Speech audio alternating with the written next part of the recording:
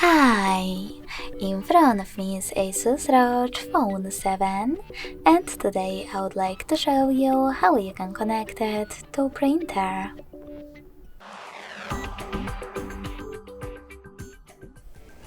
Begin by opening Settings and tapping on Connected Devices.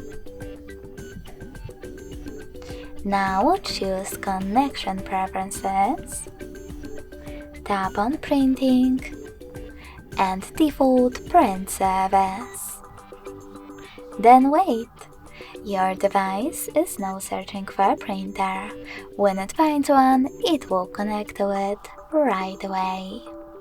If you want to use different service, remember to disable this one by clicking on this switcher next to it.